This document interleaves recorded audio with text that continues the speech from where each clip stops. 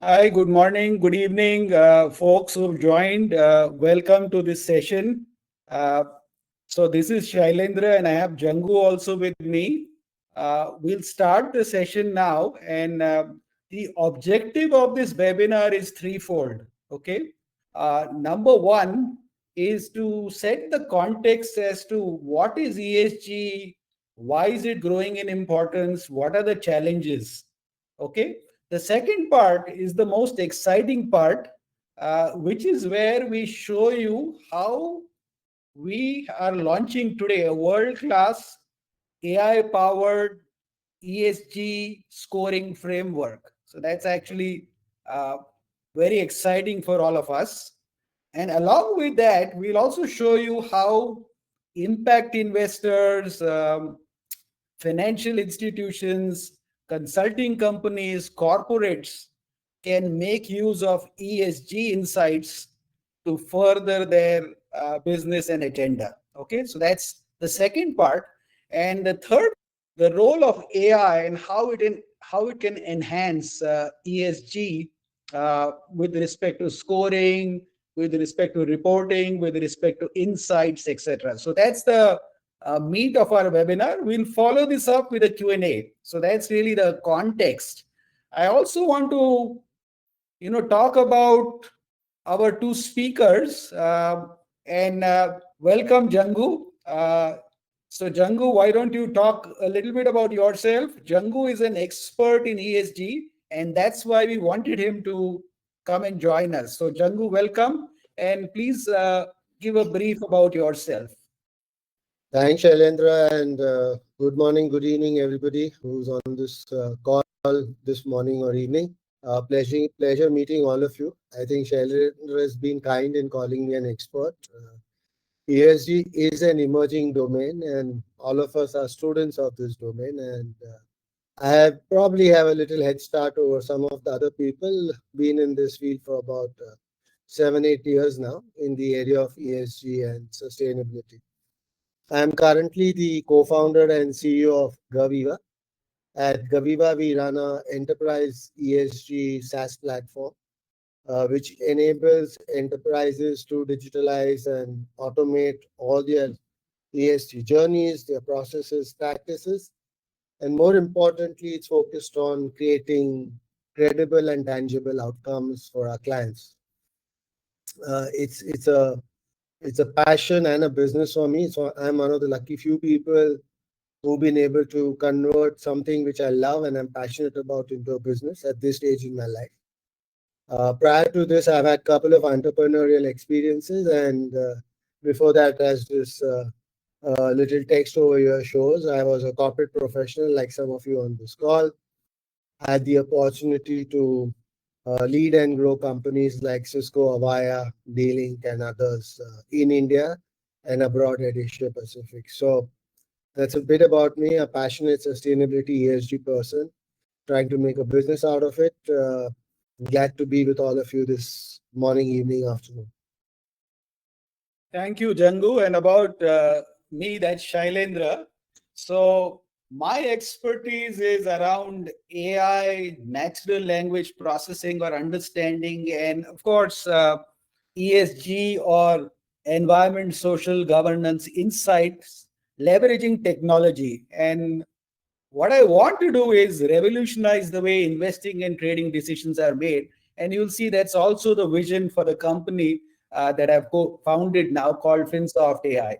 I also have largely a technology come international background, but I've had the pleasure of playing some leadership roles with SunGuard FIS, BNY Mellon as their innovation leader, and also with TCS for a very long innings. Uh, so my expertise lies in innovation, global delivery, AI, product management, and product engineering. And I hope my expertise can be used to create something that would be world leading, and we'll show you some of that. Yeah, so that's about us. Before I get into the meat of our ESG session, I wanted to set some context about what is FinSoft AI, because So, what is our vision? Our vision is to leverage AI to disrupt the way investing and trading decisions are being made. Okay, so that's our really the use of AI and how can it disrupt the space of trading and investing. What is our mission statement? Our statement is, this is our first use case in some sense. So understanding social sentiment, both social media and news, to create better and timely investing and trading decisions. So obviously that will help maximize gains while minimizing risk. Okay, so that's what we are doing. How do we do this? In a 30 seconds, if I say, we read about 80,000 news sources every day. We read multiple social media platforms. And what we do is, on that we use AI. And on that AI, we do two things: data quality. So news and tweets and blogs that are relevant coming from more credible sources are amplified, whereas a lot of the others are filtered or attenuated to improve the signal to noise ratio. That's number one. Number two is, we have also a search lens, and what that allows us to do is pick up precise sentiment on key events, whether it's a financial event or a non financial event like a leadership change, a new product launch. And what that means is, I can then, based on those events, given that sentiment and AI is resulting in an early indicator, make decisions that would be winning investing and trading decisions that outperform the market. So that's what FinSoft AI broadly does. We have 3 or 4 use cases: investment research or investing in general, then impact investing using ESG sentiment, which is the subject of today. And then, of course, we have social risk monitoring and trading. So that's really about FinSoft AI as a company.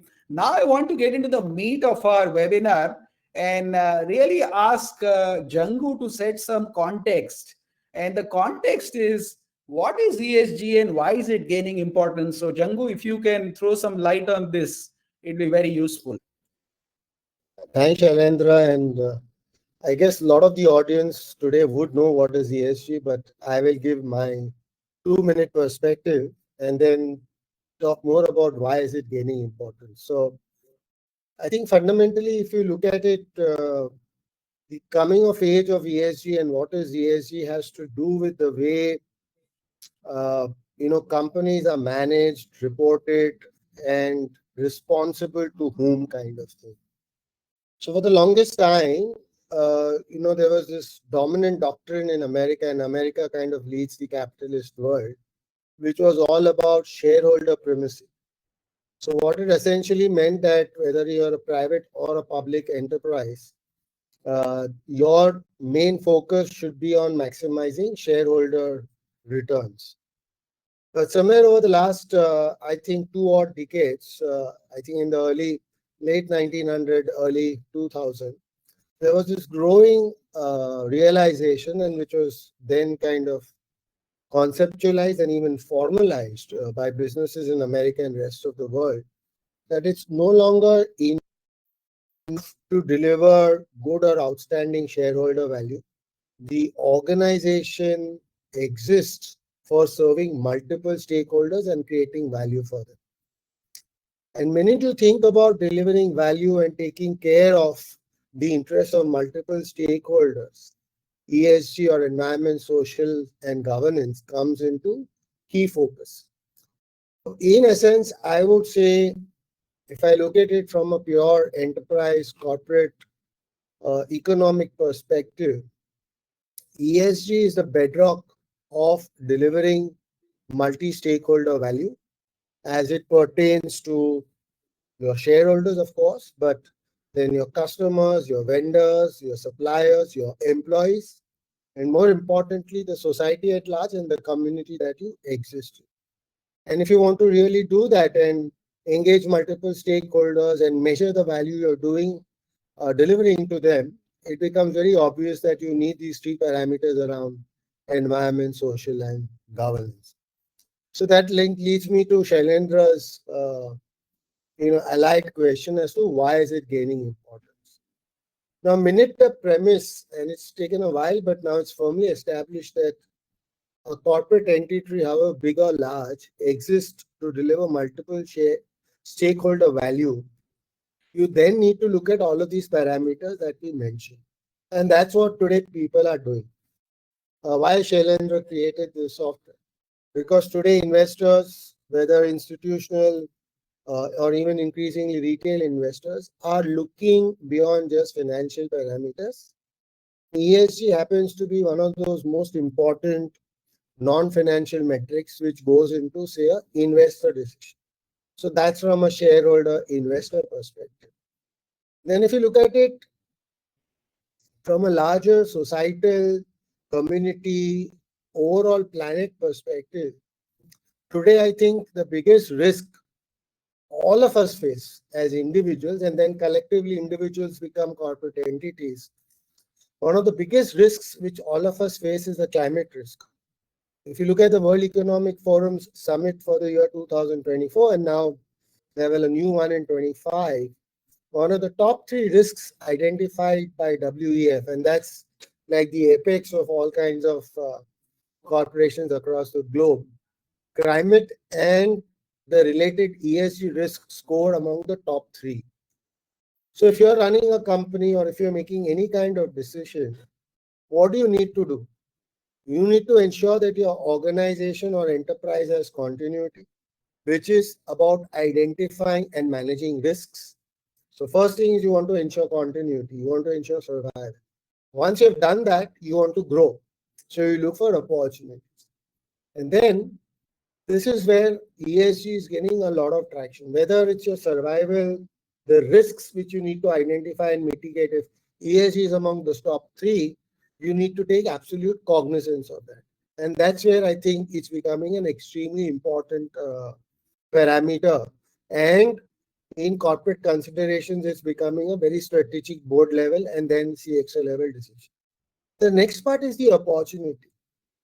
If you look at the transitioning of the economy that we are going through in terms of clean tech, EVization, renewables, etc., these are all multi-billion dollar opportunities. And if you're in an organization, if the world is going through a phase where new opportunities are emerging at a larger level, whatever your enterprise is, you may not be a direct renewable energy supplier or a creator of that or a creator of EVs, but somewhere or the other, you're going to play into that larger ecosystem which is transitioning. And whether you're a chemical company or a steel manufacturing company or a financial company, right?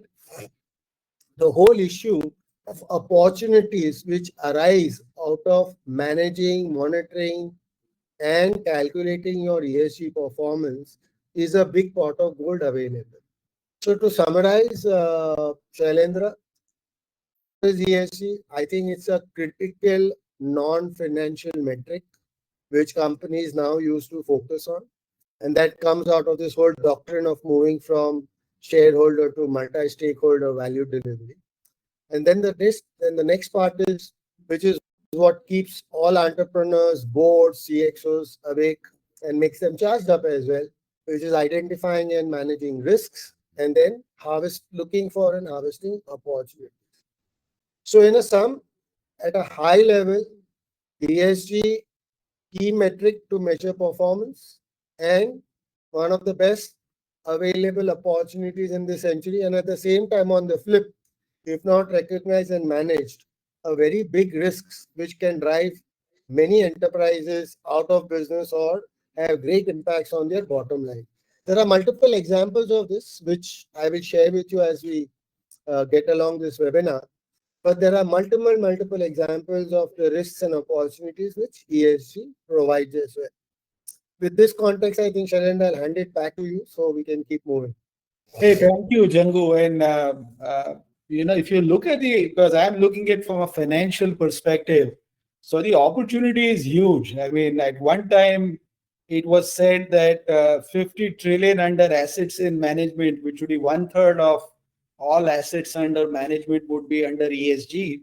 It slowed down a little bit, but even now, 2026 estimate is $35 trillion would be invested as per Deloitte in funds that are ESG. It's also got a slightly different connotation because ESG goes beyond corporates to make a better world. Now, making a better world is subjective, uh, but it also has got attention from the government. So you can see there's a big divide. So you can see the importance of it is when people of national interest talk either for or against it. So, we'll not take the sides, but that just shows the money and the people at the top. And Jangu also mentioned World Economic Forum, etc., are all talking about it, either positive or negative. That's a different thing, but that's really what I wanted to share. Next question for us to talk about, and Jangu, again, I'd like you to lead this.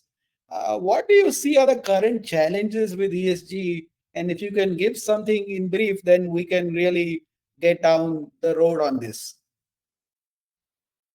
I think ESG is maturing very rapidly, and when I started off this journey, one of the big banes or uh, problems which continues, but I think it's getting a little better over here, is the whole subjectivity around ESG, right? So it kind of means different things to different people.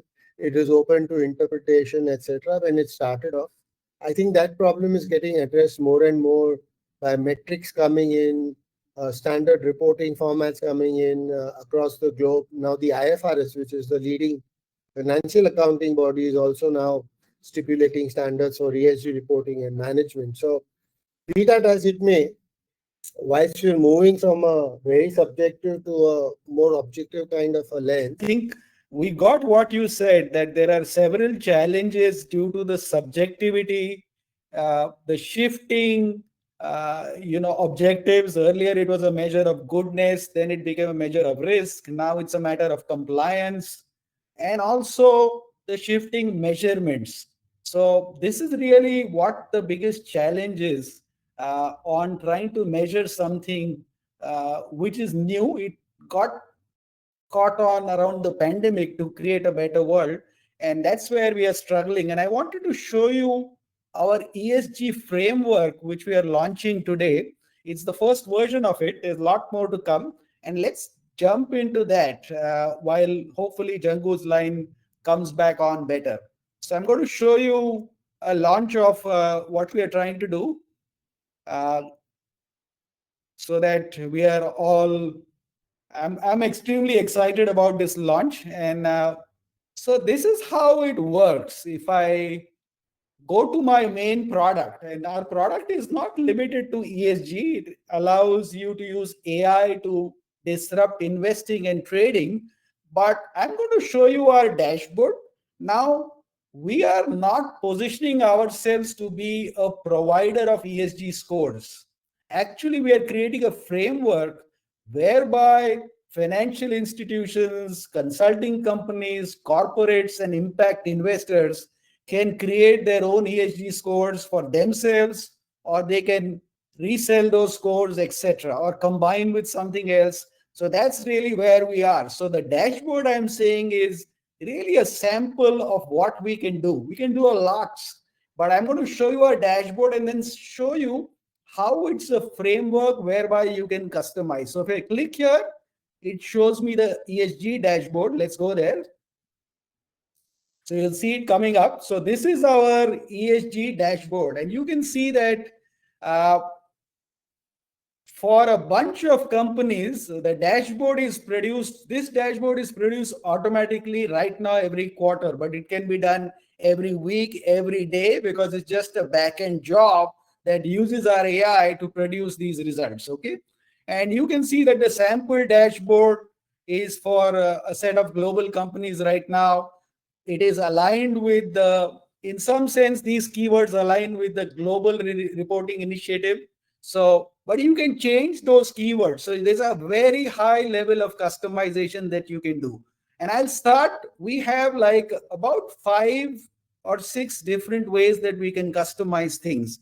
And I'll show you them hands-on, okay? So one thing we can do is, as you can see, we have E, S, and G scores, which results in a combined ESG score. And this is no different from the others. But what we can do here, the first level of customization, which is functional, is if I'm an ESG analyst, then I can go and change the weights for these companies. The current weights are set default based on the sectors. It's based on some analysis and some machine learning. What I can do here is I can click on this.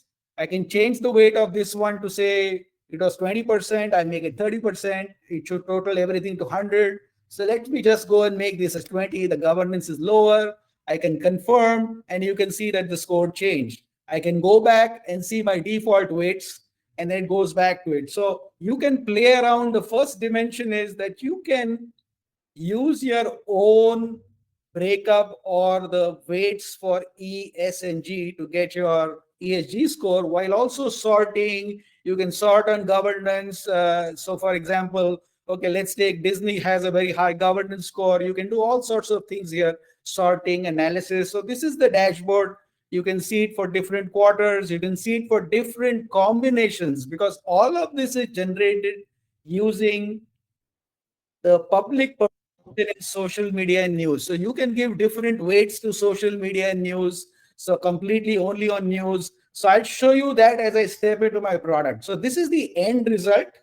And, it's a sample of like, let's say 50 stocks, which we have now, but it can be much more. You can get the universe covered. Okay. And this can come out automatically every day, every month, every week, every quarter, whatever frequency you want. I'll show you the other customizations here. I look at the weights first. So I'm saying that these are the social media sources. So let me change it. I'll say 70% news. So because that's the one we use there. And let's say 30% Reddit. I do Blue Sky. I do a lot of things here, Edgar, etc. But I'm showing you a simplistic way. I'll save this. Okay. And I will have to change this to 0 because it should come to 100%. So this is one way of customizing that I can actually save, the weights. So what is the fidelity for each source? And I can customize that. Now, what I can do here is I can create a query. That's the most important thing. I'll show you that too. Hang on. Let me now set up the ESG mode for it. Okay. So this is how I set it to ESG. I should have said this before. Let me start a new query and I'll set up for Disney. Let's say we want to do Disney, correct? So let's take a query, and change it to Disney.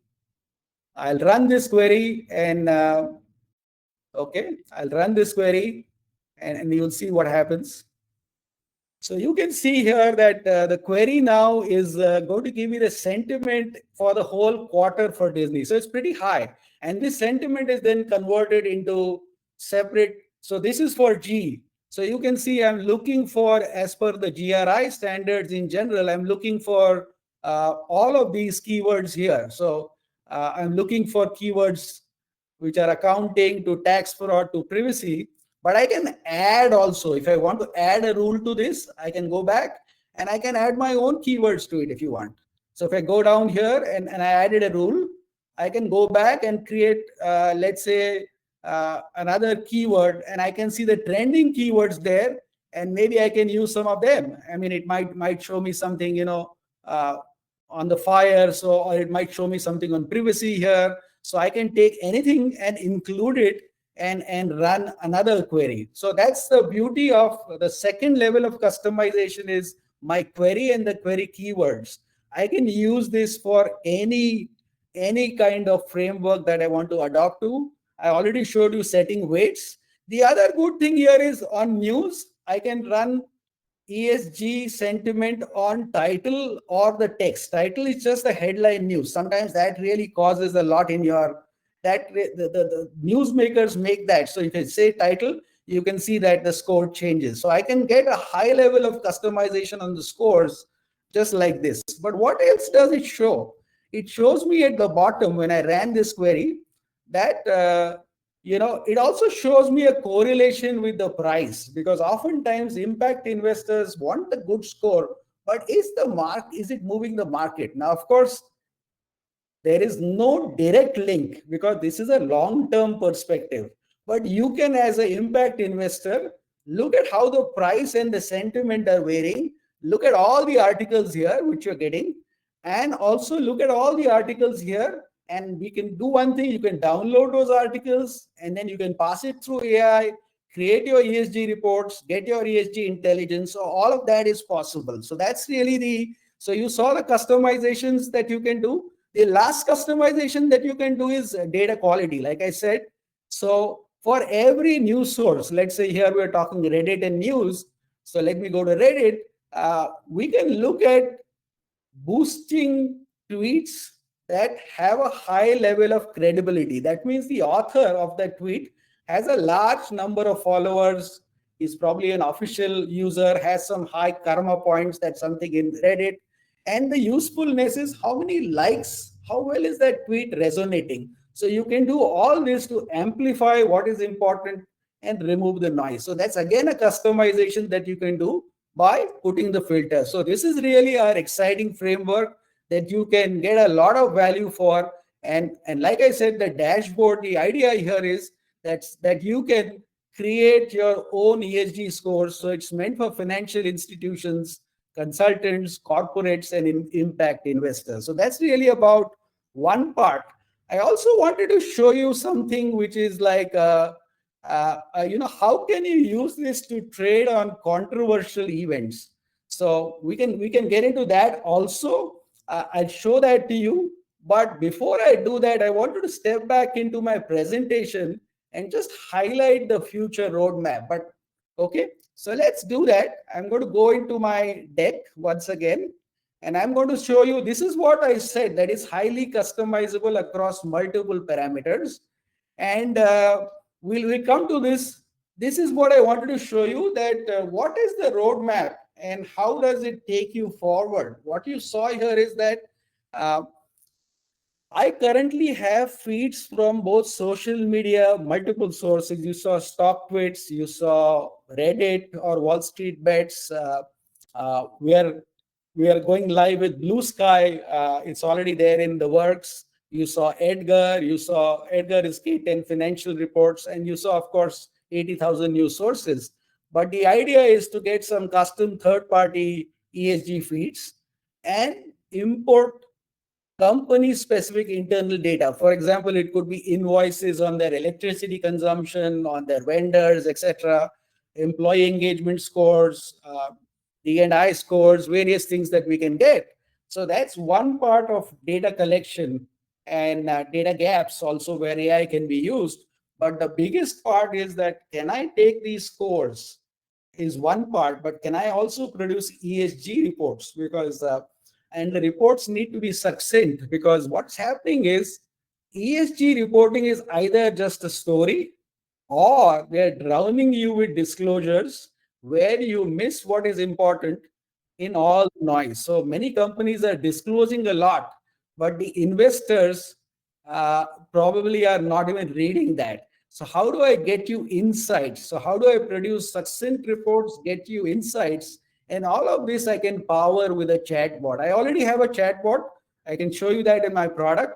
But that's really what we wanted to highlight in terms of how we are launching our ESG dashboard today. So coming back, Jangu, I think, are you back on the line? We lost you for a bit. Yeah, my apologies. I don't know whether it was Zoho or my network, but I'm back again, and apologies for that. So that's a little bit about what I wanted to show you. We'll come back to the controversial ESG scoring, but I wanted to make sure we're also keeping time. So, Jangu, I wanted to get back to you and get your perspective on what I showed you just now. Well, I think, Shailendra, what you and the SSi team at Framesoft AI are doing is quite valuable, because I think I got cut off, but one of the key challenges which I have seen corporates and investors face is around data. And when it comes to data, it's two types of data. One is internally generated data, which is a challenge to manage, get, measure, and analyze.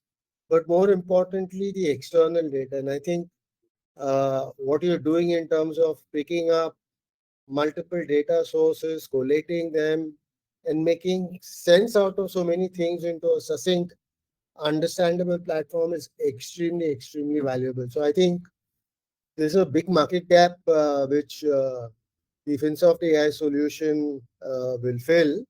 So all the best as you roll it out. I think it's ESG is going to become more and more about data.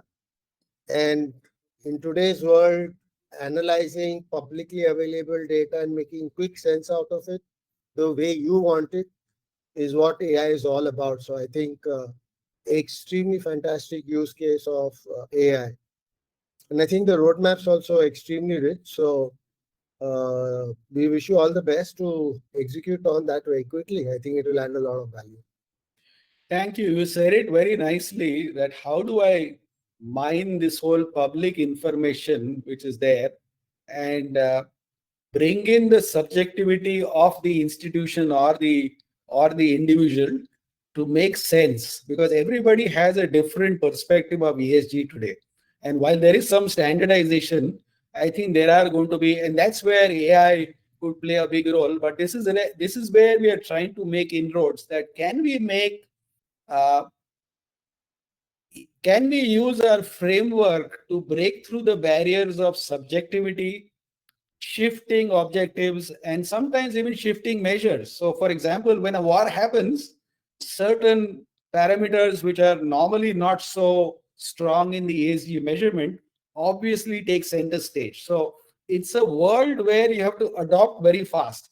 I know people hanker around that I want consistency, but the world is not consistent. So, we have to adapt very fast. And that's where I'm stepping into the next question. And again, I want your perspective. We'll kind of do this power together. But what's the role of AI specific to ESG as you see it, Jangu? I think if you look at AI and the use cases which are developing, it works best when you have mountains of data and you want to make sense out of it the way you want it. So the same mountain of data, you may want to look at it and interpret it in one way, and I may want to look at it in another way. Both may be right or wrong. That's a different story. But AI has the power to do that. And I think the power of AI within ESG is enable people to have disparate views, but at the same time, an objective lens around things which are quantified, measurable.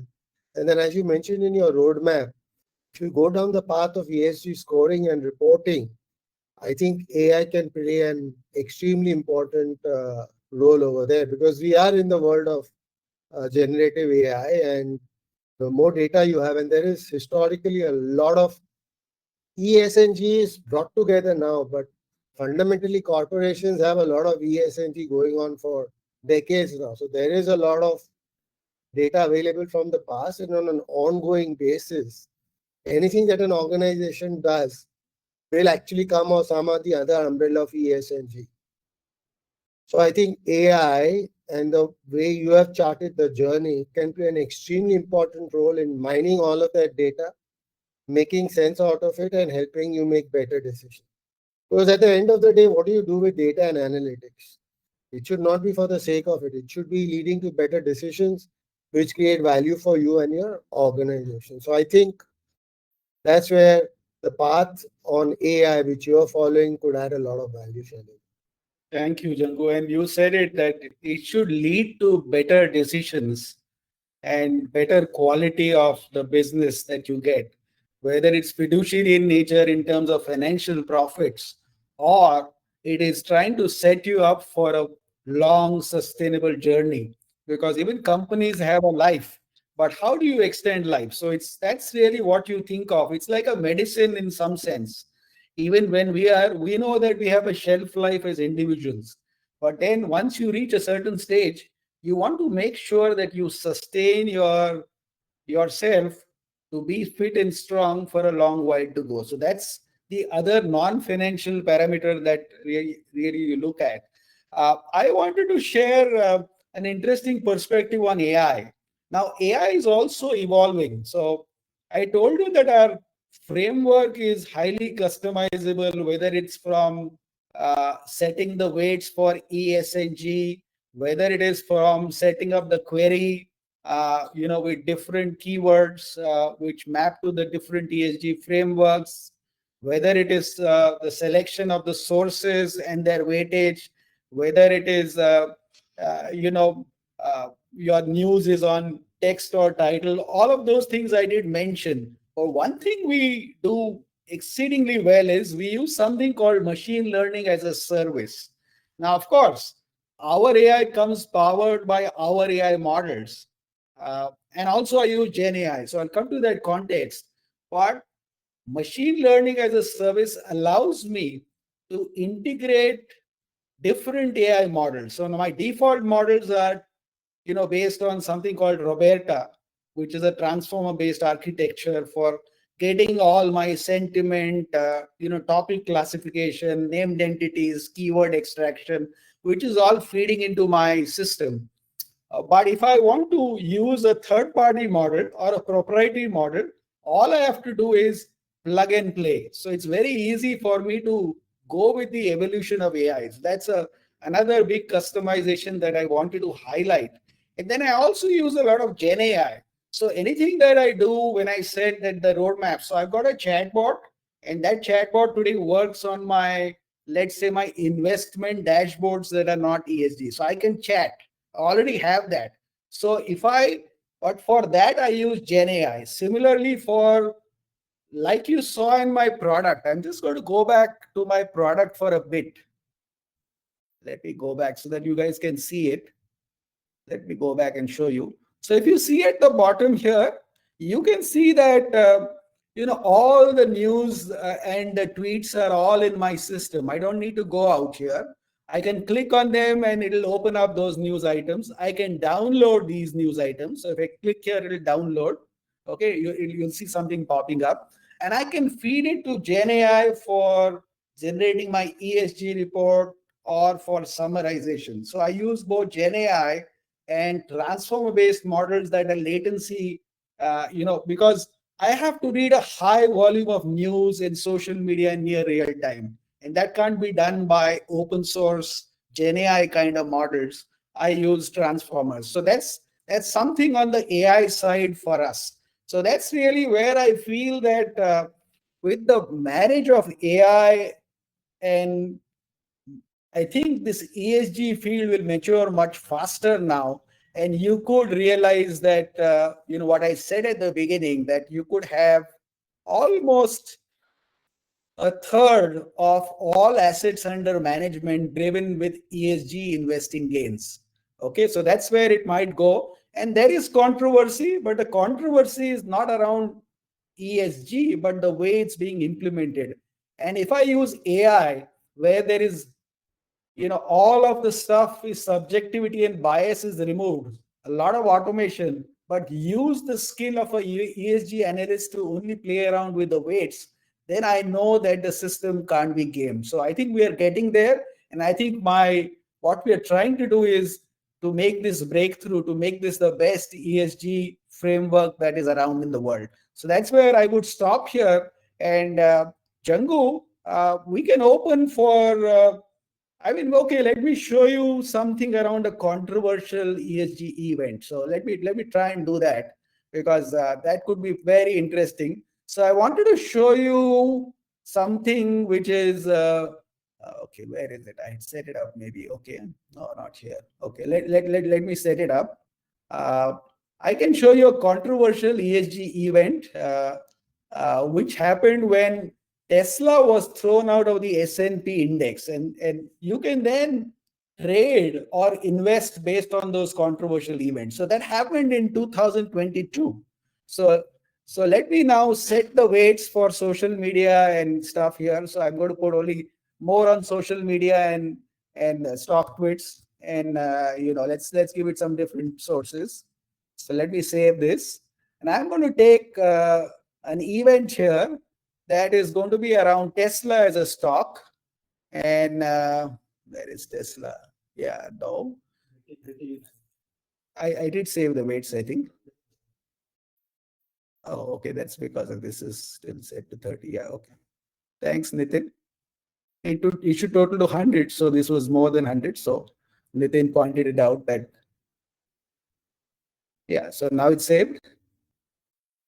So this one also needs to be 0. Okay. Yeah. Okay. So let me save it. And I'm going to run a query here for Tesla during that period. Okay. And then you'll see the fun. So let's go back to 2022.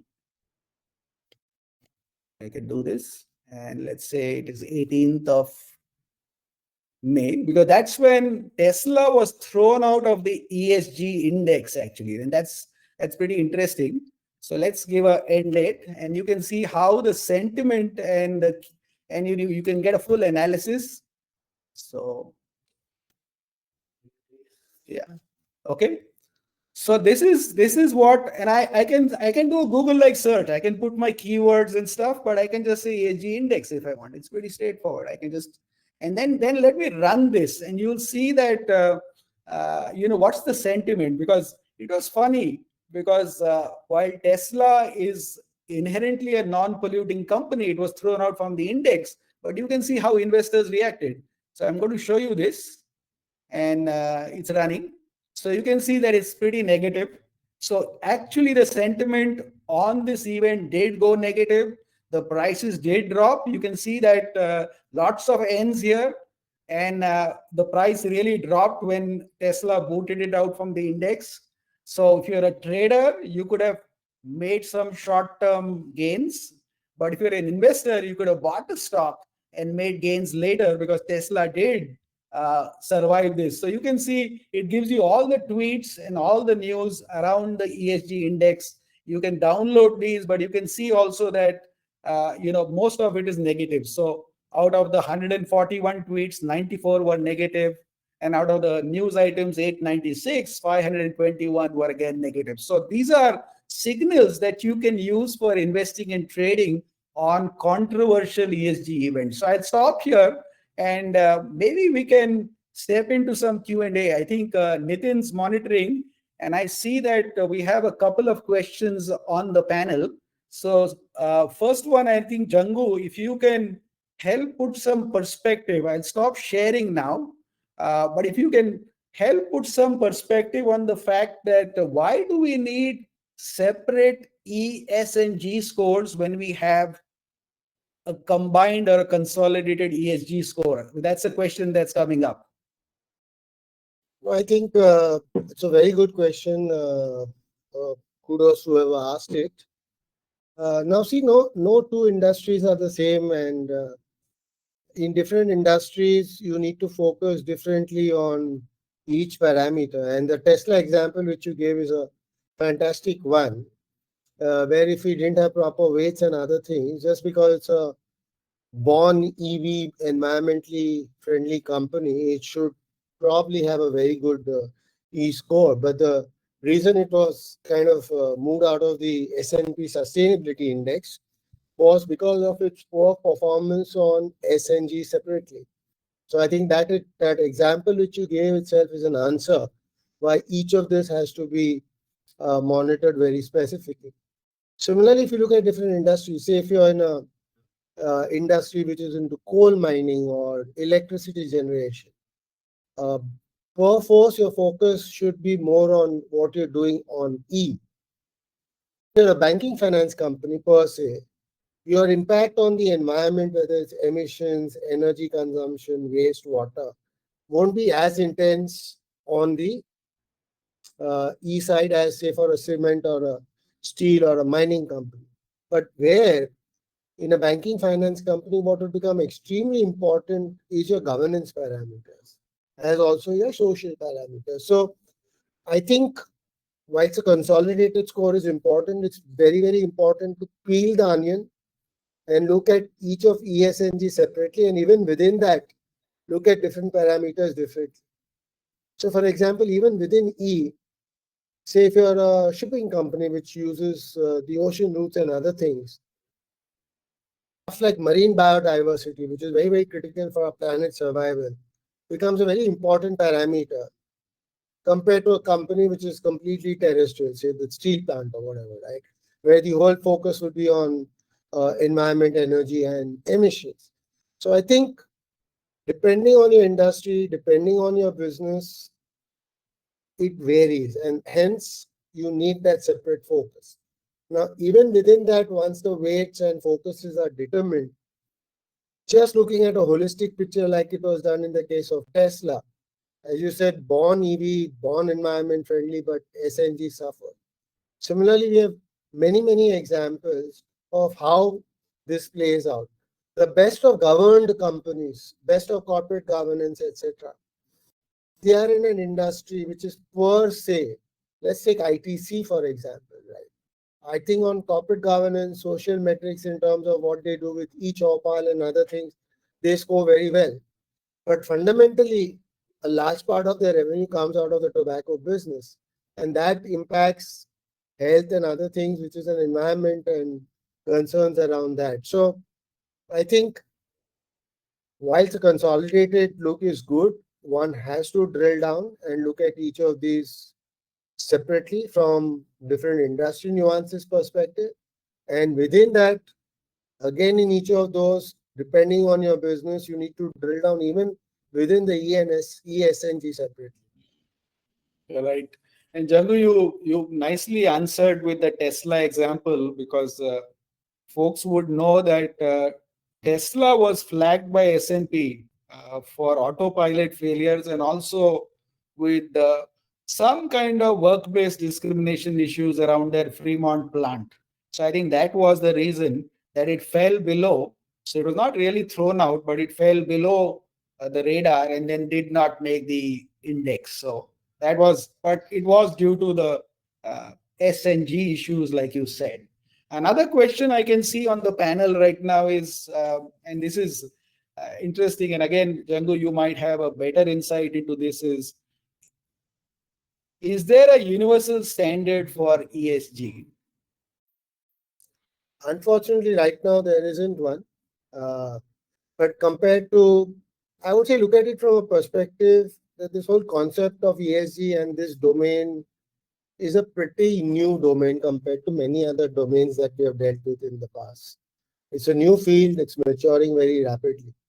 Given that, it's first but natural that we'll have multiple standards, parameters, regulatory frameworks. Every country wants to have its own way of doing things. If you look at accounting, like it's a centuries old concept, but even today, US is on GAAP and large parts of the world are on IFRS. And India, for example, is on accounting system called INDAS. So even a concept like accounting, which has been around, has multiple frameworks. So it's there with ESG as well.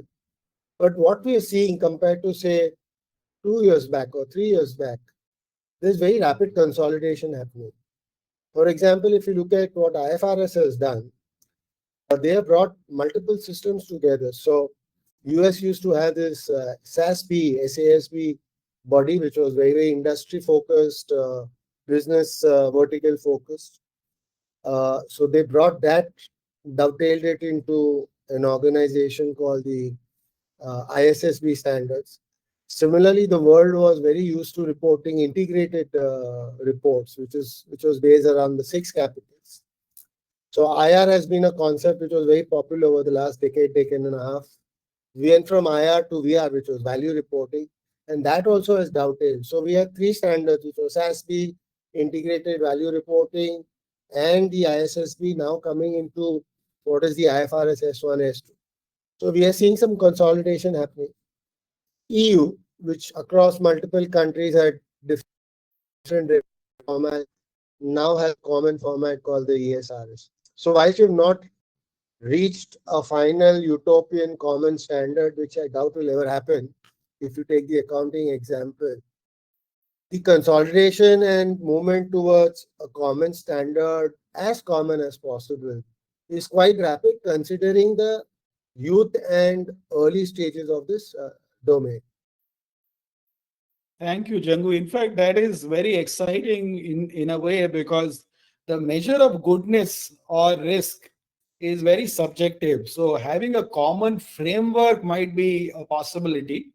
framework is a little fluffy, but having a common standard is quite subjective. And that's where powerful tools like ours can position ourselves through the high level of customization, right from the sources, their fidelity, the AI models, the keywords that you can search for, and the scores that you can use with your own perception. So I see that AI and tools like ours have a great future, because if you say uh, ESG is creating a better planet while keeping profit too. I mean, that's how, profit and planet.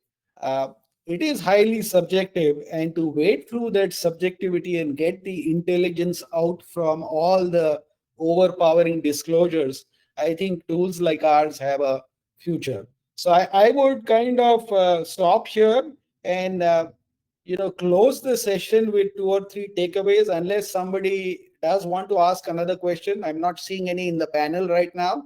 So anybody has a question? Otherwise, the key takeaways are that ESG is growing in importance. Whether you like it or not, it's in the minds of top people, whether they are in the corporates or in the government or are socially responsible senior folks. Even Paul McCartney talks about it, so that. I mean, he's a musician who is well known, but it's in the minds of everybody. There's a huge opportunity in terms of people putting money into ESG. I think the gravy train where you can say that the money is actually creating profitability will happen as AI and scoring frameworks, reporting frameworks, and ESG intelligence evolves. And that's the journey we are on. So thank you guys for joining and supporting us.